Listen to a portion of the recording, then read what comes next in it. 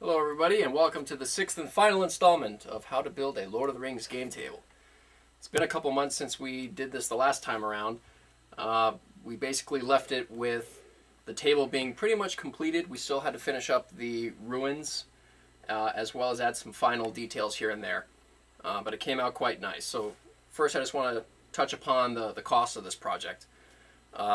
Overall, it came to just about under $200. That, of course, is a lot of it is because of the resin and the material we had to order from England. You can probably get away with it a lot cheaper, but that's about the right cost. I also had to buy a lot of stuff that I didn't have before, so I have plenty of leftovers. So now if I would to make another table, the cost would be a lot less. So anywhere between the $150 to $250 range is about right. The next thing we had to do was finish the ruins of Osgilliath, and that we took an airbrush too. So I'd like to show you guys the final product. So this kit comes from Games Workshop. The first thing we did was we used 3 paints from the Games Workshop range. Graveyard Earth, Deneb Stone, and Bleach Bone. And the first thing we did was we rough coated the ruins. Basically gives it a rough texture on the surfaces. Great for dry brushing.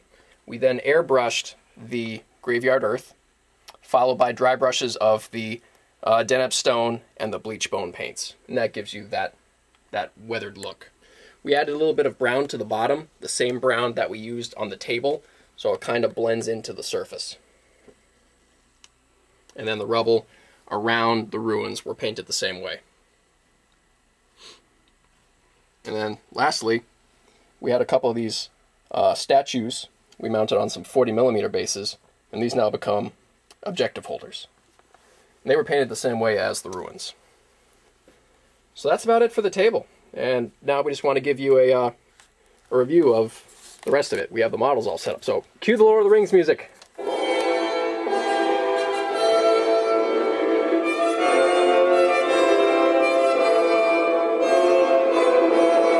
Boromir's holding the gate against the Uruk-hai, while Saruman and his sidekick Grima look from afar.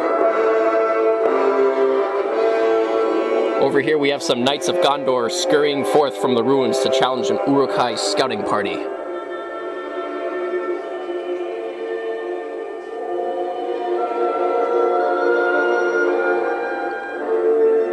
Meanwhile, the Knights of Gondor on top are firing down at the orcs with their bows and arrows.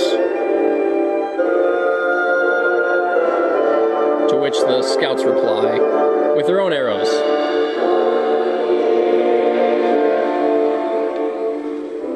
Vicious Uruk-hai berserkers are actually charging the breach in the ruins. It's up to the valiant knights inside to hold them off. Even have Pippin down there. And of course, that part of the music means Rohan!